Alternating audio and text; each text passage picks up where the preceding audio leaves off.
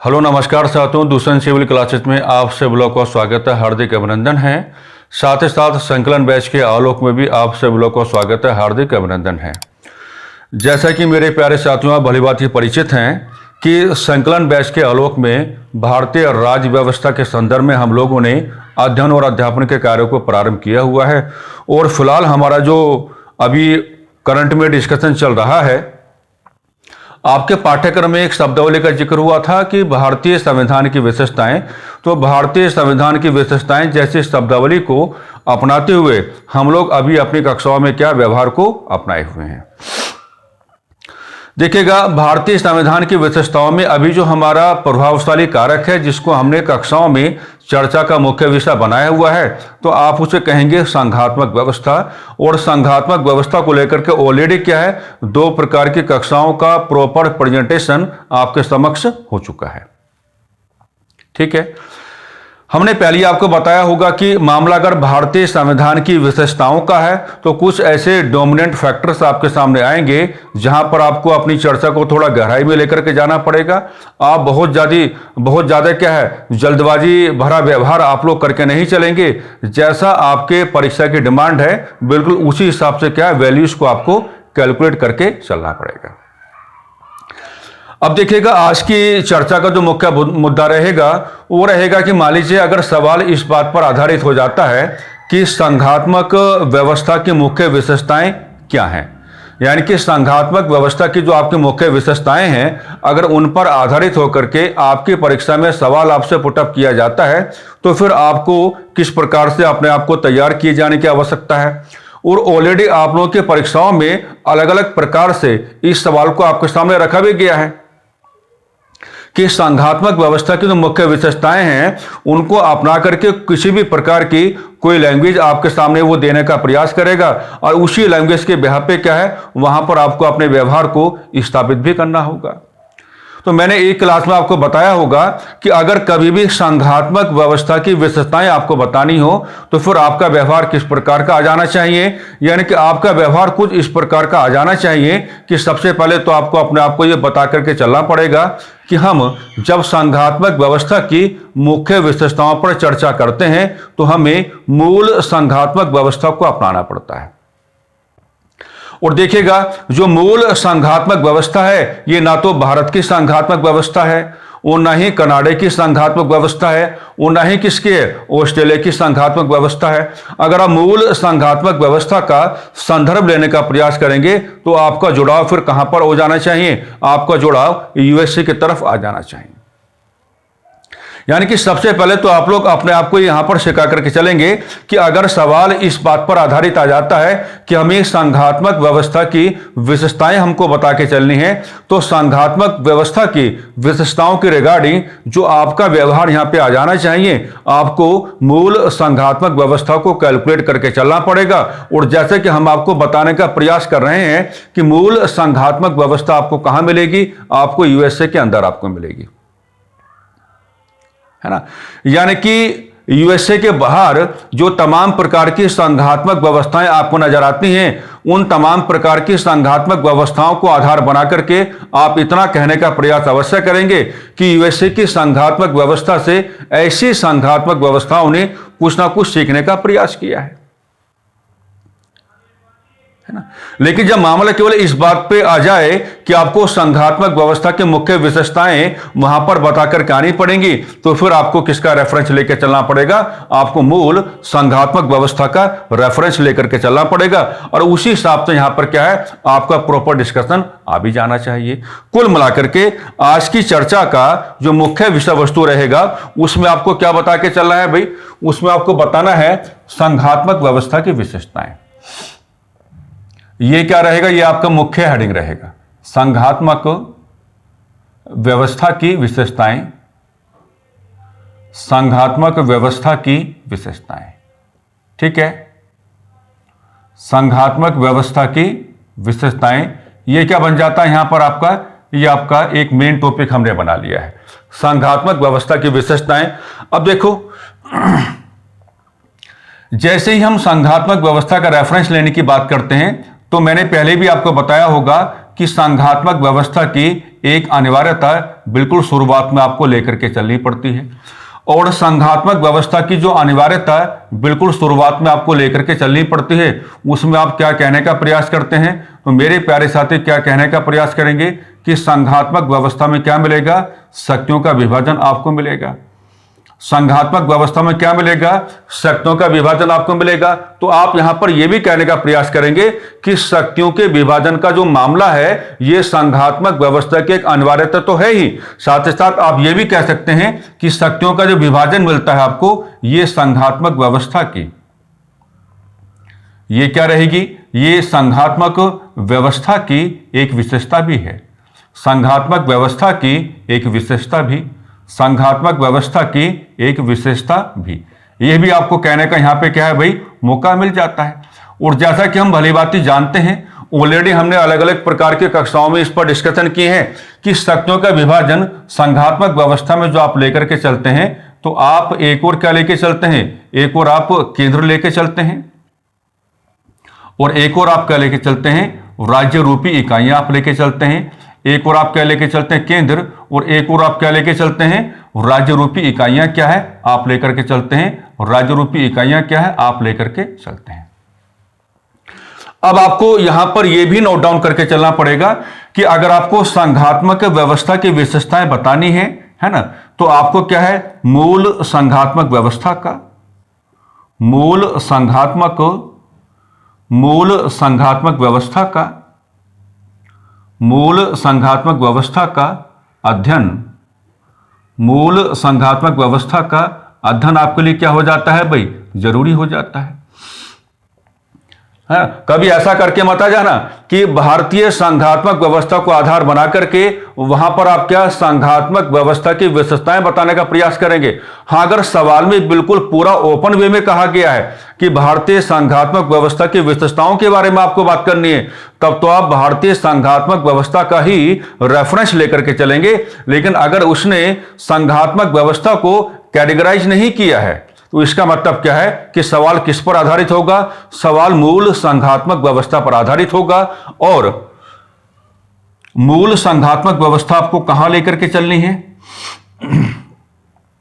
मूल संघात्मक व्यवस्था आपको कहां लेके चलनी है? तो भाई मूल संघात्मक व्यवस्था आप कहां लेके चलेंगे? तो मूल संघात्मक व्यवस्था हो जाएगा आपका इक्वल करके आपका यूएससी हो जाएगा। ठीक है, तो बड़ी सावधानी के साथ आपको अपने सवालों को पकड़ना पड़ता है, और बड़ी सावधानी के साथ वहां पर क्या है? आपको अपने जो रेलिवेंट डिस्कशंस हैं वो आपको लेकर के आने पड़ते हैं। हम फिर वही कहेंगे, अगर इशारा नहीं है, अगर खाली संघात्मक व्यवस्था की विशेषताओं को वहां पर कैलकुलेट किया जा रहा है, तो मामला कहां जाएगा? मूल संघात्मक व्यवस्था की ओर जाएगा। और अगर उसने इशारा कर दिया है भारतीय संघात्मक व्यवस्था का, तो फिर तो आपको भारतीय संघात्मक व्यवस्था का ही कान पकड़ना पड़ेगा। ठीक है, आ रही होगी आपके बात समझ में? एक तो ये चीज आपको बताना आ जाना चाहिए। अब देखिएगा कि जो विशेषताएं हैं, तो नंबर 1 पे हम क्या लेके चलेंगे? नंबर 1 पे हम क्या लेके चलेंगे? लिखित संविधान। लिखित संविधान हम लेकर के चलेंगे। नंबर 1 पे हम क्या लेके चलेंगे? लिखित संविधान। लिखित संविधान की व्यवस्था क्या है? हम लोग यहां पर लेकर के चलने वाले हैं। यानी कि संघात्मक व्यवस्था की एक विशेषता क्या है? लिखित संविधान की व्यवस्था आपको अपनानी पड़ती है। भाई लिखित संविधान की व्यवस्था आपको क्यों अपनानी पड़ती है? अब पूछेगा आपसे वो, लिखित संविधान की व्यवस्था आपको क्यों अपनानी पड़ती है? आपसे सवाल जवाब होंगे। तो लिखित संविधान की व्यवस्था आपको इस नाते अपनानी पड़ती है ना? जब आप क्यों का जवाब देंगे, शक्तियों का विभाजन, शक्तियों का विभाजन लिखित तौर पर जरूरी, शक्तियों का विभाजन लिखित तौर पर जरूरी, शक्तियों का विभाजन लिखित तौर पर जरूरी है ना, क्योंकि इसमें शक्तियों का विभाजन पाया जाता है केंद्र और राज्य रूपी इकाइयों के बीच। तो आप ये कहेंगे कि लिखित संविधान की व्यवस्था इसकी एक विशेषता है। और ऐसा क्यों है ना? शक्तियों का विभाजन लिखित तौर पर जरूरी हो जाता है। शक्तियों का विभाजन क्या है? लिखित तौर पर क्या हो जाता है? जरूरी हो जाता है, ताकि केंद्र ताकि केंद्र तथा राज्य रूपी इकाइयों के मध्य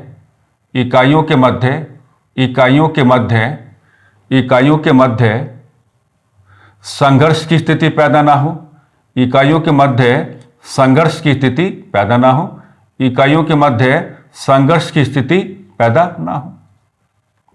संघर्ष की स्थिति पैदा ना हो।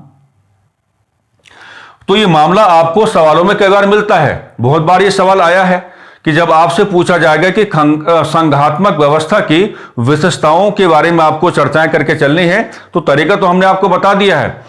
तो आप शक्तियों के विभाजन को क्या है, अपना बैकबोन बना के चलेंगे, और शक्तियों के विभाजन को जब आप अपना बैकबोन बना के चलेंगे तो यहां पर आपके लिए कहना काफी ज्यादा आसान हो जाएगा, क्योंकि मामला किसका है, शक्तियों के विभाजन का है। और अगर मामला शक्तियों के विभाजन का है तो हमें क्या है, हमें संघात्मक व्यवस्था के अंदर एक विशेषता मिल जाती है जिसको हम क्या कहते हैं, लिखित संविधान की व्यवस्था।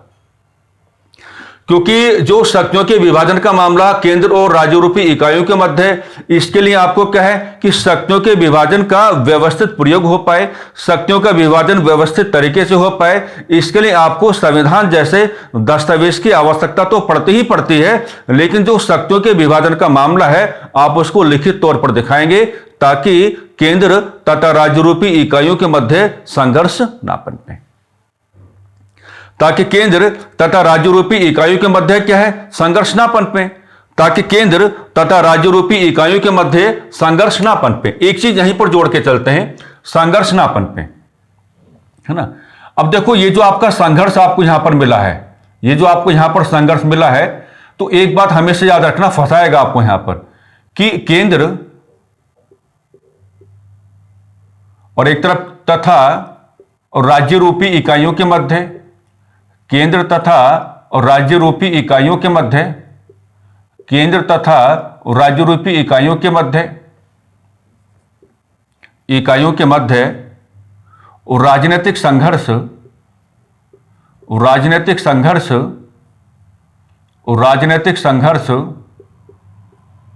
यदि पनपते हैं, राजनीतिक संघर्ष यदि पनपते हैं,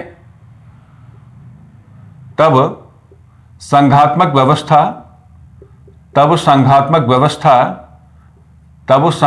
व्यवस्था इसकी जिम्मेदारी नहीं लेती। याद रखना, तब संघात्मक व्यवस्था इसकी जिम्मेदारी नहीं लेती, तब संघात्मक व्यवस्था इसकी जिम्मेदारी नहीं लेती, तब संघात्मक व्यवस्था जो है इसकी जिम्मेदारी नहीं लेती।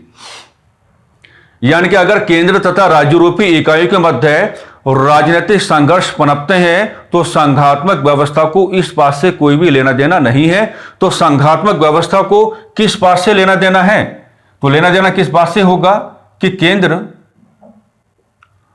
केंद्र तथा राज्य रूपी इकाइयों के मध्य,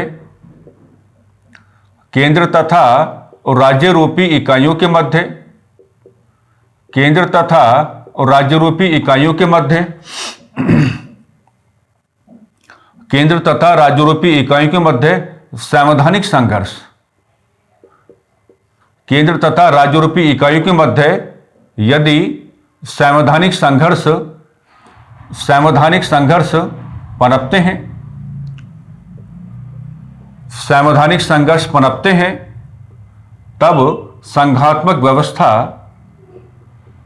संघात्मक व्यवस्था इसकी जिम्मेदारी लेती है, इसकी जिम्मेदारी लेती है, तब संघात्मक व्यवस्था इसकी जिम्मेदारी लेती है, तब संघात्मक व्यवस्था इसकी जिम्मेदारी लेती है। क्या कहेंगे, याद रखना इस बात को, इसकी जिम्मेदारी लेती है ना। यानी कि अगर शक्तियों के इस विभाजन में राजनीतिक संघर्ष पनपते हैं तो राजनीतिक संघर्षों को दूर करने की यहां पर जो आपकी जिम्मेदारी है वो संघात्मक व्यवस्था लेकर के नहीं चलती है। अगर केंद्र तथा राज्य रूपी इकाइयों के मध्य संवैधानिक संघर्ष पनपते हैं तो संवैधानिक संघर्ष पनपते हैं, इस बात का मतलब क्या हुआ कि संवैधानिक संघर्ष पनपते हैं, तो इस बात का मतलब यह होगा कि अगर विवाद या अगर संघर्ष शक्तियों के विभाजन को लेकर है, अगर विवाद या अगर संघर्ष शक्तियों के विभाजन को लेकर है तो आप उसे यहां पर संवैधानिक संघर्ष कहेंगे। और अगर संवैधानिक संघर्ष पनपते हैं तो इन संवैधानिक संघर्षों को दूर करने की जो जिम्मेदारी है वो संघात्मक व्यवस्था लेकर के चलती है, वो संघात्मक व्यवस्था लेकर के चलती है। यही तो कारण है, यही तो कारण है, यही तो एक रीजन है कि अगर मामला किसका है, अगर मामला संघात्मक व्यवस्था का है, यही तो कारण है। अगर मामला किसका है भाई, अगर मामला संघात्मक व्यवस्था का है तो संघात्मक व्यवस्था को आपको क्या है, एक स्ट्रॉन्ग जुडिशरी आपको देनी पड़ती है। संघात्मक व्यवस्था को क्या है, एक स्ट्रॉन्ग जुडिशरी आपको देनी पड़ती है, यानी कि संघात्मक व्यवस्था को एक शक्तिशाली न्यायपालिका आपको देनी पड़ती है। क्योंकि यह विचार किया गया है कि भले ही हम लिखित संविधान की व्यवस्था को लेकर के चलते हैं, लिखित संविधान के माध्यम से लिखित तौर पर क्या है, संघात्मक व्यवस्था के आलोक में केंद्र तथा राज्य रूपी इकाइयों के मध्य हम शक्तियों का विभाजन कर देते हैं, लेकिन संघर्ष फिर भी तो पनप सकते हैं। तो अगर राजनीतिक संघर्ष पनपते हैं तो संघात्मक व्यवस्था कहती है हम आपको जानते नहीं। लेकिन अगर संवैधानिक संघर्ष पनपते हैं, संवैधानिक संघर्षों का मतलब क्या होगा कि विवाद अगर शक्तियों के विभाजन को लेकर है तो संघात्मक व्यवस्था कहती है कि हम आपको जानते हैं। और ऐसे विवादों को दूर करने के लिए संघात्मक व्यवस्था को आपको क्या है, एक स्ट्रॉन्ग जुडिशल सिस्टम आपको देकर के चलना पड़ता है।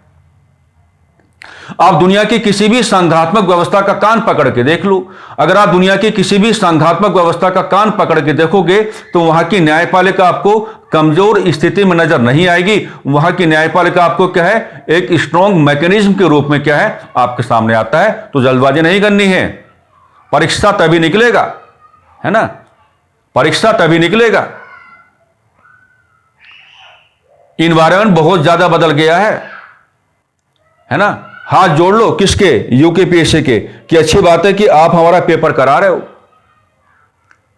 अगर यही पेपर आपका यूके SSS कराता तो मुझे आपको समझाने की या बताने की कोई आवश्यकता नहीं थी कि लैंग्वेज कितना गहराई में जाता और सवाल कितने विस्तारित होते। अभी तो 6 अप्रैल को ही पता पड़ेगा कि यूकेपीएससी भी क्या है, यूके SSS के अकॉर्डिंग व्यवहार करेगा या नहीं करेगा। लेकिन हम अपनी तैयारी को कमजोर तो लेकर नहीं चलेंगे ना, हमें तो अपनी तैयारी को क्या है, एक ताकत देकर चलनी पड़ेगी। हमें तो अपनी तैयारी को क्या है, एक मजबूती देकर के चलनी पड़ेगी।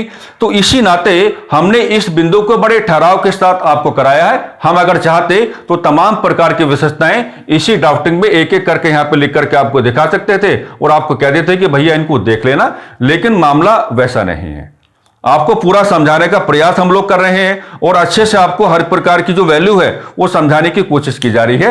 तो पहली विशेषता लिखित संविधान की, और लिखित संविधान की विशेषता को क्या है, आप किस प्रकार से यहां पर कैलकुलेट करके चलेंगे, तो ये मुद्दा हमने यहां पर क्या है, आपको थोड़ा समझाने का प्रयास किया है। और इसको आप जोड़ेंगे कहां से, इसको आप कहां से जोड़ेंगे भी, इसको आप शक्तियों के विभाजन के मामले के साथ क्या है, जोड़कर ही चलेंगे। अब देखिएगा, थोड़ा डिस्कशन को आगे बढ़ाते हैं।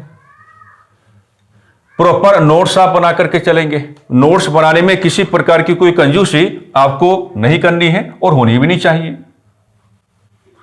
कहते हैं कि एक जो बहुत ही प्रोग्रेसिव स्टूडेंट है ना, आप उसके एक बार नोट्स देखो, वो नोट्स बनाएगा इस प्रकार से कि नोट्सों को पढ़ने का मन करेगा। और जब नोट्सों को पढ़ने का मन करेगा तो तैयारी में भी क्या है, मन लगेगा। और अगर तैयारी में मन लगेगा तो कहानी अपने आप पे क्या है, अच्छे से आगे बढ़ेगी। तो यहां पर अब सेकंड बात हम क्या जोड़ के चलेंगे भाई, लिखित संविधान का मुद्दा तो हमने जोड़ लिया है। दूसरी बात क्या है, दूसरी बात यह है कि संघात्मक व्यवस्था की जो दूसरी विशेषता है मेरे प्यारे साथियों, उसमें आपको क्या चाहिए होता है, एक कठोर संविधान आपको चाहिए होता है।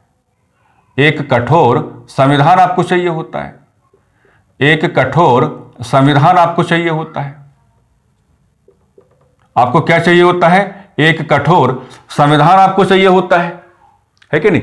अब कठोर संविधान चाहिए होता है तो इसका मतलब क्या है, आप समझ पा रहे होंगे।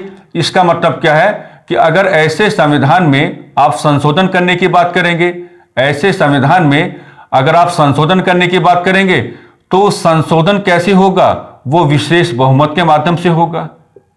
संशोधन कैसे होगा, संशोधन विशेष बहुमत के माध्यम से होगा।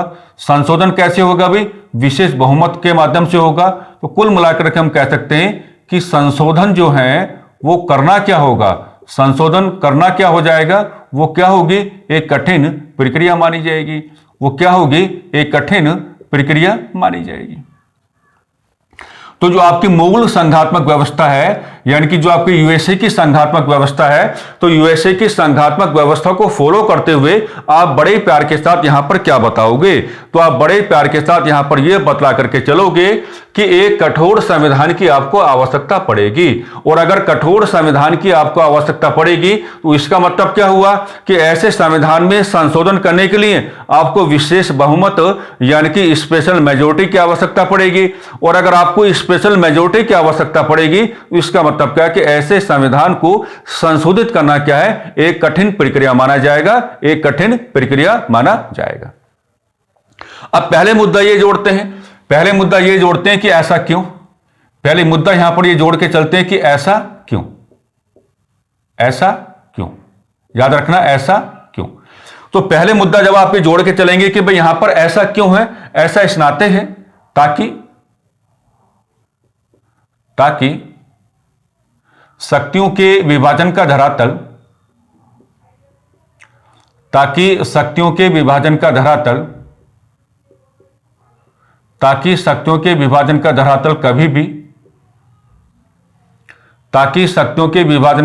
कभी भी नकारात्मक रूप से प्रभावित ना हो जाए, नकारात्मक रूप से प्रभावित ना हो जाए, नकारात्मक रूप से प्रभावित ना हो जाए, नकारात्मक रूप से प्रभावित ना हो जाए, नकारात्मक रूप से प्रभावित ना हो जाए, नकारात्मक रूप से प्रभावित ना हो जाए। क्योंकि अगर संघात्मक व्यवस्था के संदर्भ में मेरे प्यारे साथियों शक्तियों के विभाजन का धरातल अगर नकारात्मक रूप से प्रभावित होता है तो इसका मतलब क्या है कि संघात्मक व्यवस्था भी क्या है, नकारात्मक रूप से प्रभावित हो रही है। तो कहने का भाव क्या बना, कहने का संवैधानिक भाव यहां पर यह बनता है कि संघात्मक व्यवस्था की बैकबोन ही क्या है, डिवीजन ऑफ पावर्स है। तो अगर आप डिवीजन ऑफ पावर्स को यहां पर कैलकुलेट करने की बात करोगे और अगर आप यहां पे कहते हो कि नहीं भाई लचीले संविधान से काम चल जाएगा, तो लचीले संविधान का मतलब क्या होगा कि आए दिन संशोधन होते रहेंगे, संशोधन करना काफी ज्यादा क्या आसान हो जाएगा। तो जब आए दिन संशोधन होंगे, संशोधन करना काफी आसान हो जाएगा, तो शक्तियों के विभाजन का जो आपका ग्राउंड है वो बार बार क्या है, नकारात्मक रूप से प्रभावित होगा, है ना, नकारात्मक रूप से प्रभावित होगा, है ना। तो अगर नकारात्मक रूप से प्रभावित होगा तो संघात्मक व्यवस्था ही क्या है, नकारात्मक बन जाएगी। ऐसे में कहा जाता है कि संघात्मक व्यवस्था की जो बैकबोन है, संघात्मक व्यवस्था की जो आपकी रीढ़ की हड्डी है, वो शक्तियों के विभाजन का मामला है। तो हमें एक कठोर, हम ये नहीं कह रहे हैं कि संशोधन होना ही नहीं है, संशोधन होना है, लेकिन संशोधन करना मजाक का विषय ना बन जाए। अगर संशोधन करना मजाक का विषय बनेगा तो शक्तियों के विभाजन का जो धरातल है वो अपने आप ही क्या होगा, नकारात्मक होगा। इसका मतलब ये नहीं होता है कि हम ये कह रहे हैं कि संशोधन बिल्कुल नहीं होना है, संशोधन होना है लेकिन तरीके से होना है। और तरीके का मतलब क्या होता है, केंद्र और राज्य रूपी इकाइयां आपस में क्या है, एक मिलान करें, है ना, और दोनों मिलकर के क्या है, संविधान में संशोधन करने की बात करें ताकि शक्तियों के विभाजन का जो ग्राउंड है वो नकारात्मक रूप से क्या है, कभी भी प्रभावित ना हो पाए। तो इन बातों को भी जरा जोड़ के चल रहा है ना। अब देखिएगा, हाँ एक चीज हम यहां पर आपको बता के चलेंगे कि वो आपको फंसा सकता है। देखिए अगर मामला किसका है, संघात्मक व्यवस्था का है, तो ये तो हम आपको समझा ही रहे हैं, लेकिन एक बात यहां पर जरूर जोड़ के चलें कि संघात्मक व्यवस्था में जो आपकी मूल संघात्मक व्यवस्था है वो क्या है, वो लचीले संविधान को नहीं अपनाती है। जो आपका मूल संघात्मक व्यवस्था है वो क्या है, लचीले संविधान को नहीं अपनाती है, और वो क्या है, वो कठोर तथा लचीले संविधान को भी नहीं अपनाती है, कठोर तथा लचीले संविधान को भी क्या है, नहीं अपनाती है। यानी कि अगर आप मूल संघात्मक व्यवस्था का आत्मसातीकरण करते हुए संघात्मक व्यवस्था की विशेषताएं बतलाने का कार्य करेंगे तो ये सावधानी आपको लेकर के चलनी पड़ेगी कि जो आपकी मूल संघात्मक व्यवस्था है वो ना तो लचीले संविधान को अपनाती है और ना ही कठोर तथा लचीले संविधान के मिश्रित रूप को अपनाती है। यानी कि मामला क्या हुआ, मामला यह हुआ कि हम ये कह सकते हैं कि भारतीय संविधान का चरित्र आपको कैसा मिला, इस व्याप पे हम क्या कह सकते हैं कि भारतीय संविधान का चरित्र आपको कैसे मिला। तो भारतीय संविधान का जो चरित्र है, तो चरित्र इक्वल क्या हो जाता है, वो कठोर तथा लचीलेपन का, कठोर तथा लचीलेपन का क्या है, मिश्रित रूप है। कठोर तथा लचीलेपन का क्या है, मिश्रित रूप है। कठोर तथा लचीलेपन का क्या है, मिश्रित रूप है। और अगर ऐसा है तो हम ये कह सकते हैं कि भारतीय संघात्मक व्यवस्था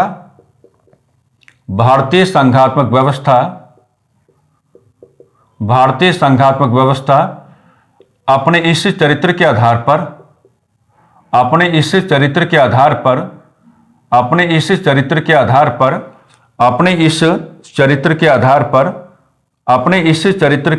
पर क्या कहेंगे, अपने इस चरित्र के आधार पर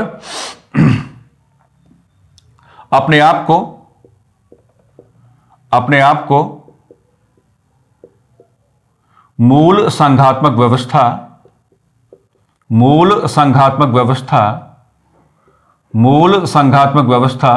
से अलग करती है।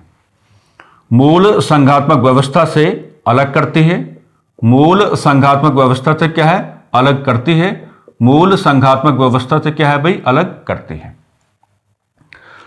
तो यहां भी देखेगा बहुत ठहराव के साथ आपको अपनी चर्चा को आगे लेकर के चलना पड़ेगा कि कठोर संविधान की आवश्यकता है ना, ताकि संविधान में संशोधन करना मजाक का विषय ना बन जाए। क्योंकि अगर संविधान में संशोधन करना मजाक का विषय बनेगा तो संघात्मक व्यवस्था की जो बैकबोन है, रीढ़ की हड्डी है, शक्तियों के विभाजन का धरातल, वो नकारात्मक रूप से प्रभावित हो सकता है। इस नाते संघात्मक व्यवस्था की अगर आप बात करेंगे, यानी कि मूल संघात्मक व्यवस्था की अगर आप बात करेंगे, तो इसको जिंदा रखने के लिए आपको क्या है, कठोर संविधान देना पड़ेगा। लेकिन वो मजाक करेगा आपसे। हम कह रहे हैं कि जो मूल संघात्मक व्यवस्था है, चिल्ला रहे हैं आपके सामने, समझना है आपको कि जो मूल संघात्मक व्यवस्था है वो केवल कठोर संविधान की व्यवस्था को ही अपना करके चलती है। मूल संघात्मक व्यवस्था लचीले संविधान को अपना करके नहीं चलती, और मूल संघात्मक व्यवस्था कठोर तथा लचीले संविधान के मिश्रित रूप को भी क्या है, अपना करके नहीं चलती है। और जैसे कि हम जानते हैं कि भारतीय संविधान का चरित्र कैसा है, कठोर तथा लचीलेपन का मिश्रित रूप है। इसका मतलब क्या है, अब हमको कहने का मौका मिल गया है कि भारतीय संघात्मक व्यवस्था अपनी इस चरित्र के आधार पर अपने आप को ही मूल संघात्मक व्यवस्था से क्या है, अलग करने का कार्य कर रही है। हमने अपना काम कर दिया, अब आपको अपना काम कर लेना है। हमने अपना काम इस बिंदु को लेकर के पूरा कर दिया, अब आपको अपना काम क्या है, कर लेना है। ठीक है, तो इस तरीके से जो भी मूल संघात्मक व्यवस्था की महत्वपूर्ण विशेषताएं हैं, उन तमाम प्रकार की विशेषताओं पर आज की कक्षा में क्या है, हमको एक प्रॉपर डिस्कशन करके चलना है। ठीक है, और जो भी पुरानी क्लासेस आपको उपलब्ध करवाई जा रही हैं, उनकी पेंडेंसी आपको खत्म करनी है। अगर देखेगा एक बार पेंडेंसी अगर आपने बढ़ा ली ना, तो फिर उस पेंडेंसी को फिलअप करना बड़ा मुश्किल हो जाएगा। तो लगातार जैसे डेली आपको जो भी क्लासेस उपलब्ध करवाई जाती हैं, उन तमाम प्रकार की क्लासेस के साथ क्या है, आप अपना जुड़ाव करके चलेंगे। और एक चर्चा में हमने बोला था कि जो अभिजय बैच है, अभिजय बैच में हमने इतनी गहराई शुरुआत से ही बना ली है। क्या काम ने अभिजय बैच में इतनी गहराई हमने शुरुआत से ही बना ली है कि उत्तराखंड प्रवक्ता भर्ती परीक्षा में जिन विद्यार्थियों का मुख्य विषय इतिहास है, वो अपना पूरा जुड़ाव क्या है, अभिजय बैच के साथ करके चलें। आधुनिक भारत जो आपका है वो यहीं से क्या हो जाएगा, कंप्लीट हो जाएगा। क्योंकि योजनाएं काफी ज्यादा हैं और पढ़ाना केवल हम ही को है। आपको योजनाएं काफी ज्यादा हैं और पढ़ाना केवल हम ही को है आपको, है ना। तो उस हिसाब से आप ये बात देखिएगा, हमने पहले भी बात बोली थी कि अभिजय बैच में ग्रेविटी क्यों आ गई है, अभिजय बैच में गहराई क्यों आ गई है, क्योंकि हमें केवल आधुनिक भारतीय इतिहास पढ़ाना है। और हम साफ साफ इस बात को बोल रहे हैं कि जिन विद्यार्थियों का मुख्य विषय क्या है, इतिहास है, वो भी अपना पूरा जुड़ाव क्या है, अभिजय बैच के साथ लेकर के चलेंगे। आधुनिक भारत वाला जो आपका सेक्शन है वहीं से आपका हो जाएगा, है ना। और रही प्रवक्ता स्क्रीनिंग भर्ती परीक्षा को लेकर के, तो भाई काम तो पूरा करना है ना। काम को कभी कैटेगराइज नहीं किया जाता है, काम तो आपको पूरा करके चलना है। और अगर काम आपको पूरा करके चलना है तो उस हिसाब से आपको क्या है, डिस्कशन लेकर के भी चलने पड़ेंगे, तो मेरा कहने का भाव यह है कि आप जितने भी बैच आपको उपलब्ध करवाए जा रहे हैं उनके साथ प्रॉपर आप जुड़ाव करके चलेंगे। आप ये मान के नहीं चलेंगे कि किसी प्रकार का कोई डिफरेंस है पेड क्लासेस में या इन क्लासेस में। ये मुझे आपको समझाने की आवश्यकता नहीं है, आप जान पा रहे होंगे, आप समझदार हैं। नंबर 3 पे हम क्या लेके चलेंगे भाई, आइए। नंबर 3 पे यह कहा जाता है कि अगर मामला मूल संघात्मक व्यवस्था का है तो मूल संघात्मक व्यवस्था के रिगार्डिंग ये बात कही जाती है कि भाई क्या है, स्वतंत्र न्यायपालिका, स्वतंत्र न्यायपालिका, न्यायपालिका का एक जोड़ा तो हमने पहले ही करके दिखा दिया कि न्यायपालिका कमजोर नहीं होनी चाहिए, है ना। अब यहां क्या कहेंगे आप, स्वतंत्र न्यायपालिका। तो स्वतंत्र न्यायपालिका का मतलब क्या होगा, जहां पर क्या ना हो, जहां पर हस्तक्षेप ना हो, जहां पर क्या ना हो, हस्तक्षेप ना हो। और हस्तक्षेप किसका ना हो, कार्यपालिका तथा विधायिका दोनों का, कार्यपालिका तथा विधायिका दोनों का, कार्यपालिका तथा विधायिका दोनों का, कार्यपालिका तथा विधायिका दोनों का, कार्यपालिका तथा विधायिका दोनों का, कार्यपालिका तथा विधायिका दोनों का।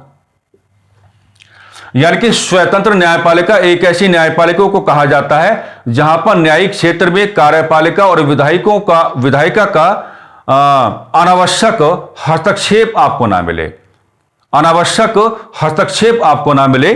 तो यह मामला किसका बनता है, स्वतंत्र न्यायपालिका का बनता है। तो यह कहा जाता है कि जो संघात्मक व्यवस्था है, संघात्मक व्यवस्था की एक ये विशेषता भी मानी जाती है कि उसको आपको क्या देना पड़ेगा, एक इंडिपेंडेंट जुडिशियल सिस्टम आपको देना पड़ेगा या एक इंडिपेंडेंट जुडिशरी आपको देनी पड़ेगी, यानी कि स्वतंत्र न्यायपालिका आपको देना पड़ेगा। और स्वतंत्र न्यायपालिका का मतलब क्या होगा कि एक ऐसा न्यायपालिका या एक ऐसी न्यायिक व्यवस्था जो कार्यपालिका तथा विधायिका के अनावश्यक हस्तक्षेपों से स्वतंत्र होकर के क्या है, व्यवहार करने का प्रयास करे, है ना। तो स्वतंत्र न्यायपालिका जो है यूएसए तथा भारत दोनों में है, यूएसए तथा भारत दोनों में, यूएसए तथा भारत दोनों में है। स्वतंत्र न्यायपालिका का यूएसए तथा भारत दोनों में है, यहां तो किसी प्रकार की कोई दिक्कत वाली बात नहीं है। लेकिन जब डिस्कशन ऐसे आप करेंगे कि जो आपकी संघात्मक व्यवस्था है उसको आपको क्या देना पड़ता है, डुअल मोड ऑफ जुडिशरी आपको देनी पड़ती है, डुअल मोड ऑफ जुडिशरी आपको देनी पड़ती है। यानी कि दोहरी क्या है, न्यायपालिका आपको देनी पड़ती है, दोहरी न्यायपालिका आपको देनी पड़ती है ना। दोहरी न्यायपालिका क्या आपको देनी पड़ती है। और अगर आपको दोहरी न्यायपालिका देनी पड़ती तो इसका अर्थ क्या हुआ, जब आप इसको यूएसए के साथ जोड़ने की बात करेंगे, क्योंकि यूएसए में क्या है, दोहरी न्यायपालिका आपको मिलती है, तो यूएसए में क्या है, आपको यह कहने का मौका मिल जाएगा कि केंद्र तथा राज्य रूपी इकाइयों में, केंद्र तथा राज्य रूपी इकाइयों में, केंद्र तथा राज्य रूपी इकाइयों में अपने अलग अलग न्यायालय, अपने अलग अलग क्या है, न्यायालय। यानी कि एक न्यायालय होगा जिसको आप क्या कहेंगे, फेडरल कोर्ट कहेंगे, यानी कि संघीय न्यायालय कहेंगे। तो संघीय न्यायालय क्या होगा, वो पूरी संघात्मक व्यवस्था के लिए कार्य करेगा, जिसमें केंद्र और राज्य क्या है, समाहित होकर के व्यवहार करेंगे। लेकिन वहां पर राज्य रूपी इकाइयों को अपने स्वतंत्र न्यायपालिका क्या है, बनाकर रखने का अधिकार है। तो ये तो ठीक है, यहां तो खैर आपका चल जाएगा कि स्वतंत्र न्यायपालिका तो है ही है, और स्वतंत्र न्यायपालिका का मतलब क्या होगा, आप कैसे लेके चलेंगे। तो ये तो ठीक है, यूएसए तथा भारत दोनों में आपको प्रिवेल्ड है, दोनों में आपको दिखाई पड़ रहा है। लेकिन इसका मामला एक ये भी है कि आपको संघात्मक व्यवस्था को डुअल मोड ऑफ क्या है, जुडिशरी आपको देनी पड़ेगी, जिसको हिंदी में क्या कहा जाता है, दोहरी न्यायपालिका की व्यवस्था आपको देनी पड़ेगी। और दोहरी न्यायपालिका की व्यवस्था का मतलब क्या होगा कि एक क्या होगा, संघीय न्यायालय होगा, है ना, जो केंद्र तथा राज्य रूपी इकाइयों के लिए कार्य करेगा, जो पूरी संघात्मक व्यवस्था के लिए कार्य करेगा। लेकिन वहां पर जो राज्य रूपी इकाइयां आपको दिखाई पड़ेंगी वो इंडिपेंडेंटली, यानी कि स्वतंत्र होकर के अपना जो एक न्याय सिस्टम है उसको भी क्या है लेकर के चल सकते हैं, उसको भी क्या है लेकर के चल सकते हैं। अब इसका मामला कहां जोड़ो, अब इसमें कहां जोड़ो, इसका भारतीय संदर्भ लो। अगर आप इंडिया में आएंगे तो इंडिया में आपको क्या मिलेगा, इंडिया में क्या मिलेगा, एकीकृत एकीकृत एकीकृत न्यायिक व्यवस्था, एकीकृत न्यायिक व्यवस्था, एकीकृत न्यायिक व्यवस्था, है ना। यानी कि एकीकृत न्यायिक व्यवस्था हमारे यहां पर कैसे समझा जाता है, हम उसको रफली ऐसे कैलकुलेट करने की बात करते हैं कि हमारे यहां पर क्या है, एकीकृत न्यायिक व्यवस्था है। एपेक्स बॉडी क्या होगा आपका, सुप्रीम कोर्ट होगा। देन आपका क्या आएंगे, हाई कोर्ट्स आपके आएंगे, ठीक है। और उसके बाद कौन आएंगे आपके, सबऑर्डिनेट कोर्ट्स आपके सामने आएंगे, जिनको आप हिंदी में क्या कहते हैं, अधीनस्थ न्यायालय कहते हैं, जिनको आप हिंदी में क्या कहते हैं, अधीनस्थ न्यायालय कहते हैं। तो हमारे यहां पर क्या है, एक इंटीग्रेटेड जुडिशल सिस्टम है, हमारे यहां पर क्या है, एक एकीकृत न्यायपालिका है। और ये जो आपका एकीकृत न्यायपालिका है, इसका एपेक्स बॉडी आपका सुप्रीम कोर्ट हो जाता है, उसके बाद आपका हाई कोर्ट हो जाता है, और सबसे नीचे आपको क्या दिखाई पड़ते हैं, अधीनस्थ न्यायालय आपको दिखाई पड़ते हैं। तो मतलब यह हुआ कि एक ही न्यायिक व्यवस्था, एक ही न्यायिक व्यवस्था, एक ही न्यायिक व्यवस्था संपूर्ण भारत के लिए कार्य करती है, संपूर्ण भारत के लिए कार्य करती है, संपूर्ण भारत के लिए कार्य करती है, संपूर्ण भारत के लिए कार्य करती है, संपूर्ण भारत के लिए कार्य करती है। ऐसा इसलिए कहा जाता है मेरे प्यारे साथियों, क्योंकि यहां पर जो आपका हाई कोर्ट्स हैं ये सुप्रीम कोर्ट से स्वतंत्र होकर के कार्य नहीं कर पाते, और यहां पर जो आपके अधीनस्थ न्यायालय हैं ये हाई कोर्ट से स्वतंत्र होकर के कार्य नहीं कर पाते, ये एक दूसरे के साथ क्या जुड़े हुए हैं। तो हमारे यहां पर एक ही न्यायिक व्यवस्था संपूर्ण भारत के लिए कार्य करती है। अब साथ ही साथ आपको यहां पर यह भी कहने का मौका मिल जाता है कि हमारे यहां पर जो एकीकृत न्यायिक व्यवस्था है, हमारे यहां पर जो एकीकृत न्यायिक व्यवस्था है ना, एकीकृत न्यायिक व्यवस्था भारतीय संघात्मक व्यवस्था को भारतीय संघात्मक व्यवस्था को भारतीय संघात्मक व्यवस्था को भारतीय संघात्मक व्यवस्था को यूएसए की संघात्मक व्यवस्था से अलग करती है, यूएसए की संघात्मक व्यवस्था से अलग करती है, यूएसए की संघात्मक व्यवस्था से अलग करती है, यूएसए की संघात्मक व्यवस्था से क्या है अलग करती है, यूएसए की संघात्मक व्यवस्था से क्या है अलग करती है। तो बड़ा सावधानी से आपको लेकर के चलना पड़ेगा, बहुत सावधानी से आपको अपना हर प्रकार का व्यवहार लेकर के आना पड़ेगा कि स्वतंत्र न्यायपालिका भी आप लेकर के चलेंगे, एक है ना शक्तिशाली न्यायपालिका भी आप लेकर के चलेंगे, और साथ ही साथ दोहरी न्यायपालिका ये कहां मिलेगी, ये आपको मूल संघात्मक व्यवस्था में मिलेगी।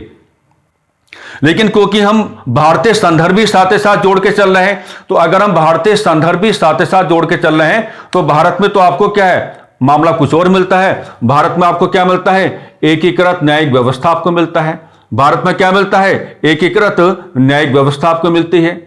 तो जो भारत में एकीकृत न्यायिक व्यवस्था है वो दोहरी न्यायपालिका के बिल्कुल अगेंस्ट हो जाती है ना। तो हम कहेंगे कि भारत में जो एकीकृत न्यायिक व्यवस्था आपको मिलती है, यानी कि एक ही आपका जुडिशल सिस्टम है जो एंटायर इंडिया के लिए काम करेगा, और इसमें जो भी आपके कोर्ट्स हैं वो एक दूसरे से स्वतंत्र होकर के व्यवहार नहीं कर सकते, बल्कि एक दूसरे के साथ क्या है जुड़ के व्यवहार करते हैं।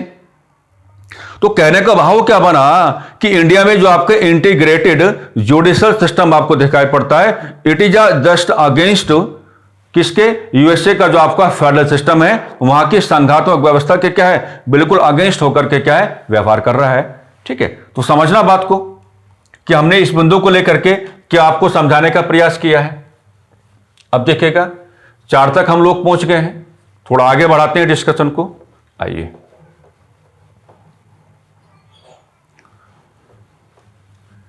अब नंबर 5 पे देखिएगा। नंबर 5 पे हम मामला किसका जोड़ेंगे, तो नंबर 5 पे हम मामला जोड़ के चलेंगे नागरिकता का। नंबर 5 पे मामला किसका जोड़ के चलेंगे भाई, सिटीजनशिप का, नागरिकता का। तो हमें संघात्मक व्यवस्था की विशेषताएं लेनी है। तो संघात्मक व्यवस्था की विशेषताओं में भाव क्या बनेगा आपका, मूल संघात्मक व्यवस्था का बनेगा। तो जो आपकी मूल संघात्मक व्यवस्था है ये आपको क्या देती है, ये आपको देती है dual mode of citizenship. Dual mode of citizenship, जिसको आप क्या कहेंगे, दोहरी नागरिकता कहेंगे। जिसको आप हिंदी में क्या कहेंगे, दोहरी नागरिकता कहेंगे। जिसको आप हिंदी में क्या कहेंगे, दोहरी नागरिकता कहेंगे। दोहरी नागरिकता आप कहेंगे। अब अगर इस बात को आप यूएसए के साथ जोड़ने की बात करेंगे तो यूएसए में क्या हो जाता है, यूएसए में क्या हो जाता है कि केंद्र की नागरिकता रखने के साथ साथ केंद्र की नागरिकता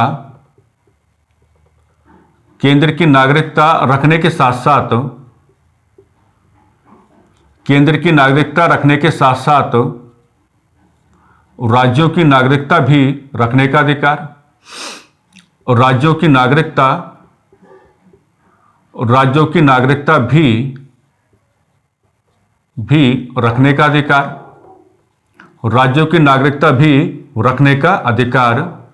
राज्यों की नागरिकता भी क्या है भाई, रखने का अधिकार। यानी कि अगर आप यूएसए में जाने की बात करेंगे तो एक जो आपका सिटीजनशिप है आपको केंद्र की मिलेगी। और केंद्र का मतलब क्या होगा, केंद्र का मतलब क्या होगा, फेडरल मोड ऑफ सिटीजनशिप, यानी कि नागरिकता का संघीय रूप। लेकिन राज्य रूपी इकाइयों को भी क्या है, अपनी ओर से लोगों को नागरिकता देने का अधिकार भी वहां पर है। तो इसलिए कहा जाता है कि वहां कॉन्सेप्ट आपको क्या मिलेगा, ड्यूअल मोड ऑफ सिटीजनशिप का मिलेगा। अब जब इस बात को हम कहां जोड़ेंगे, इसका अगर हम इंडियन रेफरेंस लेने की बात करेंगे, अगर इसका हम क्या जोड़ेंगे, इंडियन रेफरेंस लेने की बात करेंगे। अब इंडियन रेफरेंस का मतलब क्या हो जाएगा, जब आप इसका भारतीय संदर्भ लेकर के चलने की बात करेंगे तो भारत में क्या है, भारत में एकल नागरिकता है। भारत में आपको क्या मिलता है, भारत में एकल नागरिकता मिलता है। भाई भारत में आपको क्या दिखाई पड़ता है, भारत में आपको एकल नागरिकता आपको दिखाई पड़ता है। और एकल नागरिकता को हम क्या कहेंगे, भारत में सिंगल सिटीजनशिप का कॉन्सेप्ट आपको दिखाई पड़ता है। भारत में सिंगल सिटीजनशिप का कॉन्सेप्ट क्या है, आपको दिखाई पड़ता है। भारत में किसका कॉन्सेप्ट आपको दिखाई पड़ता है, सिंगल सिटीजनशिप का कॉन्सेप्ट आपको दिखाई पड़ता है। इसका मतलब क्या हुआ, इसका मतलब यह हुआ कि राज्य रूपी इकाइयों को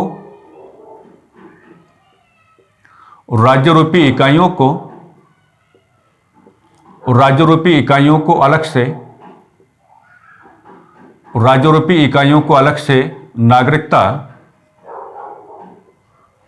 नागरिकता देने का अधिकार नहीं। अलग से नागरिकता देने का अधिकार नहीं। अलग से नागरिकता देने का अधिकार नहीं। अलग से नागरिकता देने का अधिकार नहीं, है ना। अब फाइनली हमको क्या कहने का मौका मिला अभी, फाइनली हमको यह कहने का मौका मिला कि भारत में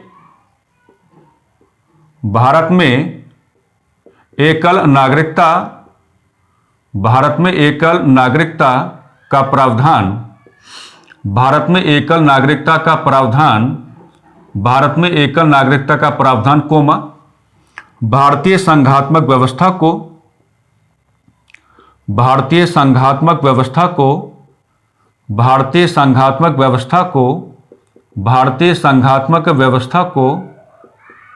मूल संघात्मक व्यवस्था से भिन्न बनाता है। मूल संघात्मक व्यवस्था से भिन्न बनाता है। मूल संघात्मक व्यवस्था से भिन्न बनाता है। मूल संघात्मक व्यवस्था से भिन्न बनाता है। मूल संघात्मक व्यवस्था से भिन्न बनाता है ना। तो किस तरीके से व्यवहार करना है, कि जो आपका दोहरी नागरिकता है वो मूल संघात्मक व्यवस्था की विशेषता माना जाएगा, यानी कि वहां पर यह कह देना है कि राज्य रूपी इकाइयों को भी अलग से अपनी ओर से नागरिकता देने का अधिकार होगा लोगों को। लेकिन इसका इंडियन रेफरेंस क्या कहता है, भारतीय संदर्भ क्या कहता है, भारत में तो एकल नागरिकता आपने अपनाया है ना, और एकल नागरिकता आपने कहां से लिया है यह अलग मुद्दा हो जाता है। आप जानते हैं ब्रिटेन, और यहां पे अगर हमारे यहां पर एकल नागरिकता का मुद्दा है तो राज्य रूपी इकाइयों को अलग से नागरिकता देने का अधिकार नहीं, और भारत में जो एकल नागरिकता का कॉन्सेप्ट है यह भारतीय संघात्मक व्यवस्था को मूल संघात्मक व्यवस्था से क्या है, भिन्न बनाता है। मूल संघात्मक व्यवस्था से क्या है, भिन्न बनाता है। मूल संघात्मक व्यवस्था से क्या है भाई, भिन्न बनाने का कार्य करता है। मूल संघात्मक व्यवस्था से क्या है, भिन्न बनाने का कार्य करता है। चलिए थोड़ा और आगे बढ़ते हैं। अच्छा, कभी ऐसा हो जाए है ना कि आपका जो एग्जामिनर है कुछ ज्यादा ही आपको परेशान करने का प्रयास कर ले, तो कैसे करेगा? वो ये कह सकता है, ऐसा प्रावधान इसको ऐसे कैलकुलेट करेंगे हम, ऐसा प्रावधान ऑब्लिक व्यवस्था जो संसदीय शासन व्यवस्था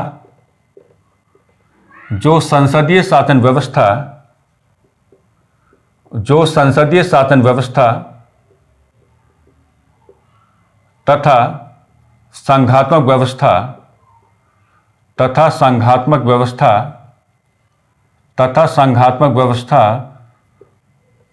दोनों में कॉमन है।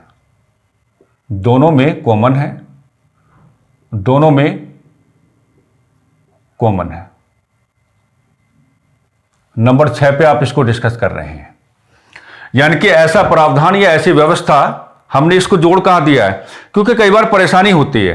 परेशानी इस भाव को लेकर होती है कि जब हम पढ़ते हैं ना, अब जो हम आपको सिखाने जा रहे हैं ये संसदीय शासन व्यवस्था की भी एक विशेषता है। मजे की बात क्या है, संसदीय शासन व्यवस्था की एक विशेषता है ना। और आप जानते हैं कि यूएसए में संसदीय शासन व्यवस्था तो पाया नहीं जाता। आप कभी पढ़ना इस बात को कि अब जो हम आपको सिखाने जा रहे हैं पहले सिखा देते हैं, तब अच्छे से समझ में आएगा ना। तो जो व्यवस्था क्या है उसको हम कहते हैं, उसको इंग्लिश में कहते हैं हम लोग बायकैमरल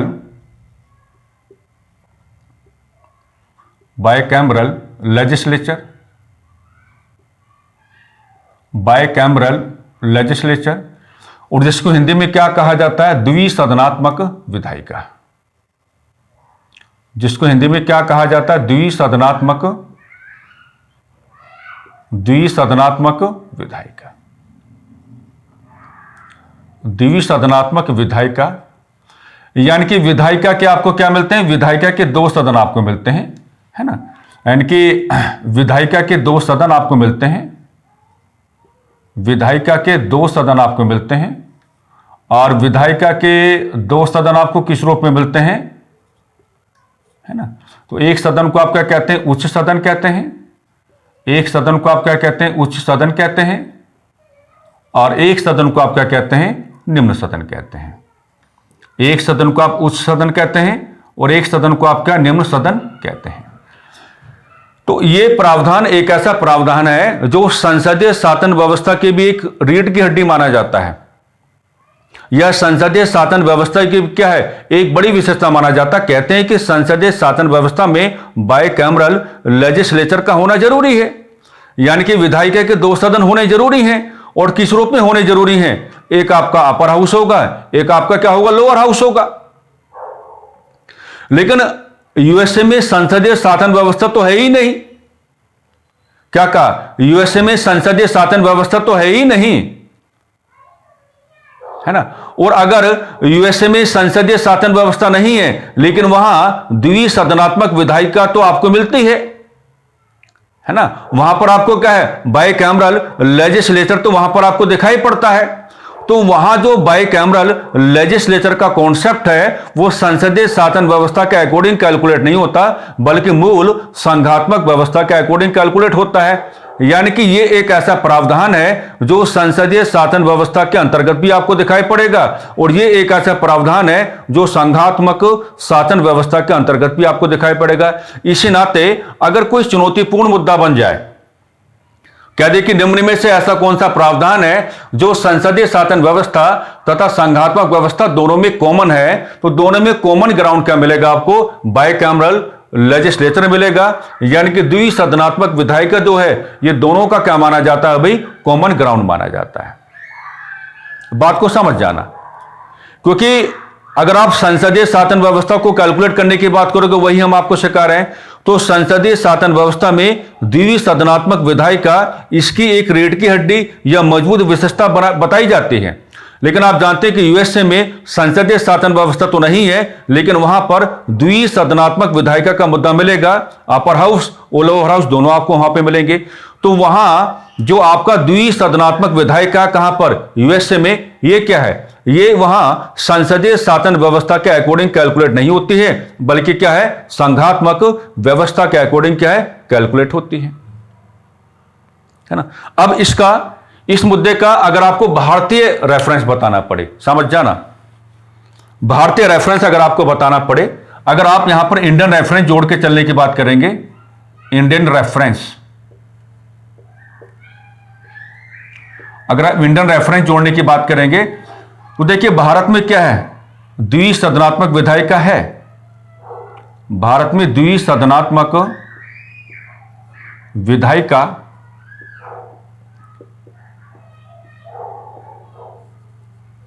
संघात्मक व्यवस्था की विशेषता नहीं,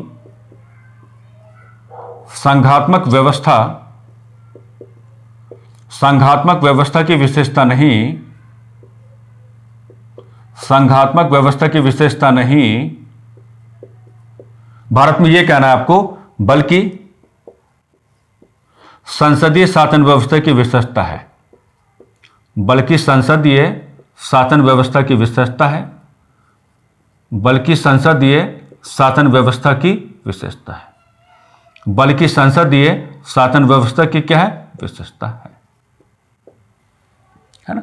तो इस मुद्दे को आपको कैसे कैलकुलेट करना है, क्योंकि हमने पहले बताया था कि जब आप संघात्मक व्यवस्था की विशेषताएं बताएंगे तो आपको मूल संघात्मक व्यवस्था का रेफरेंस लेकर चलना पड़ेगा, और जो आपकी मूल संघात्मक व्यवस्था है वो आपको यूएसए में है। तो इसकी यूएसए की कैलकुलेशन क्या है और भारत की कैलकुलेशन क्या है, ये दोनों प्रकार के कैलकुलेशंस क्या है, हमने आपको यहां पर बताने का कार्य कर दिया है। कुल मिलाकर के संघात्मक व्यवस्था की जो आपकी मजबूत विशेषताएं हैं, जिसमें मूल संघात्मक व्यवस्था का आत्मसातीकरण करके आपको चलना था, यानी कि तमाम प्रकार की चर्चाएं यूएसए की संघात्मक व्यवस्था के अकॉर्डिंग आपको करके चलनी थी, और भारत में इसकी क्या कैलकुलेशन है, भारतीय संदर्भ इंडियन रेफरेंसेस आप किस प्रकार से लेकर के चलेंगे, ये आज की क्लास का हमने क्या है, चर्चा का मुख्य विषय वस्तु बनाया था। ठीक, अब नेक्स्ट क्लास भी संघात्मक व्यवस्था को लेकर की ही होगी, और अब संघात्मक व्यवस्था के अलग अलग प्रकार के रूप आपको पढ़ाए जाएंगे, है ना। अब क्या है, संघात्मक व्यवस्था के अलग अलग प्रकार के रूप आपको पढ़ाए जाएंगे, जैसे एक क्लास में हमने बोला भी होगा आपको, है ना, perpendicular federalism, horizontal federalism, cooperative federalism या आपका पॉली फेडरलिज्म। तो कुछ इस प्रकार की शब्दावलियां हैं जो संघात्मक व्यवस्था की यात्रा और भी गहराई में लेकर के जाते हैं, या इसे और भी क्या है, विस्तारित रूप देने का कार्य करते हैं। आज इतना ही मुद्दा हमको जोड़ के चलना था कि आपको संघात्मक व्यवस्था की विशेषताएं बतानी आ जानी चाहिए, क्योंकि ये सवाल जो हैं आपके परीक्षाओं में लगातार पूछे गए हैं, बार बार पूछे गए हैं। हो सकता है कि आपका भी इनके साथ सामना हो जाए। अगर आपका सामना हो जाए तो आपको असुविधाओं का या परेशानियों का सामना ना करना पड़े, इस नाते ये चर्चा आपके सामने रखी गई। उम्मीद करते हैं कि चर्चा आपको गहराई में जाकर के लाभान्वित करने का कार्य करेगी। आप इस चर्चा के माध्यम से कुछ ना कुछ नया और अच्छा सीख करके चलेंगे। बस इन्हीं सकारात्मक शब्दावलियों के आलोक में हम आज की चर्चा को थोड़ा विराम देना चाहेंगे। नमस्कार, धन्यवाद।